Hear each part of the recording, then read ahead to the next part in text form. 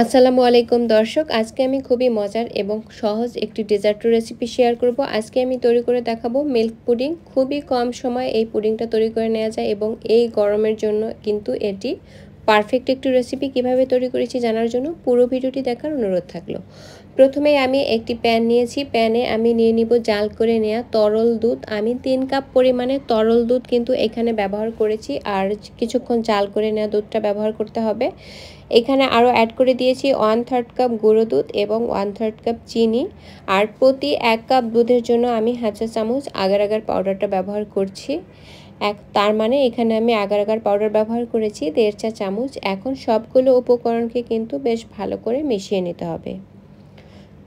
তো আমার মেশানো হয়ে গিয়েছে, এখন আমি এটাকে চুলায় বসিয়ে দিয়েছি আর জাল করে নিচ্ছি। এবং জাল করার সময় কিন্তু মিশ্রণটাকে অনবরত নাড়তে হবে, যেহেতু আগার আগার পাউডার ব্যবহার করছি। এর কাজই হচ্ছে যে কোনো লিকুইড পদার্থকে এরা জমিয়ে দেয়। তো অনবরত নেড়ে চেড়ে তারপরে জাল করে নিতে হবে। আমি প্রায় 4 থেকে 5 মিনিট বা 5-6 মিনিটের মতো লাগবে, এর চেয়ে বেশি জাল করে নেওয়ার কোনোই প্রয়োজন হয় না। যখন মিশ্রণটা কিছুক্ষণ নাড়ার পরে আপনারাই বুঝতে পারবেন যে মিশ্রণটা অনেকটাই ঘন হতে শুরু করেছে। তো আমার মিশ্রণটা কিন্তু প্রায় ঘন হয়ে গিয়েছে। এখন আমি এটাকে নামিয়ে নিব। আর আমি যে মোল্ডে এই মিশ্রণটাকে সেট করে নিব, পুডিংটাকে সেট করে নিব, সেই মোল্ডটা আমি আগেই রেডি করে নিয়েছিলাম। আর এই কাজটি খুবই দ্রুত করতে হবে। তারপরে আমি নর্মাল তাপমাত্রায় 10 মিনিটের মতো ঠান্ডা করে নিয়ে আমি নর্মাল ফ্রিজে কিন্তু এটাকে 30 মিনিট রেখেছিলাম।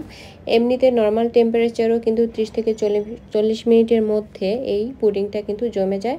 আর এটি যেহেতু ঠান্ডা ঠান্ডা খেতে আরও বেশি ভালো লাগে, তাই আমি নর্মাল ফ্রিজে রেখেছিলাম। আধা ঘন্টা পরে বের করে নিয়েছি। এখন সাইড দিয়ে একটু আলগা করে আমি এটাকে আনমোল্ড করে নিলাম। আর দেখুন কেমন হয়েছে, একদম খুব সুন্দর করে এটি জমে গিয়েছে। আরও একটু সুন্দর করার জন্য আমি উপর থেকে একটু গুঁড়ো দুধ কিন্তু উপর থেকে একটু ছিটিয়ে দিচ্ছি, যাতে দেখতে আরও একটু সুন্দর লাগে। তারপরে আমি এই পুডিংটাকে কিন্তু একটি চাকু দিয়ে পছন্দ মতো শেপে কেটে তারপরে পরিবেশন করে নেব।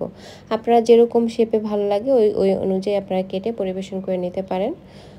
আমি চারকোনা করে ছোট ছোট করে কেটে নিয়েছি। আমার আজকের এই সহজ রেসিপিটি ভালো লাগলে আমার পেজটি ফলো দিয়ে রাখবেন এবং চ্যানেলটি সাবস্ক্রাইব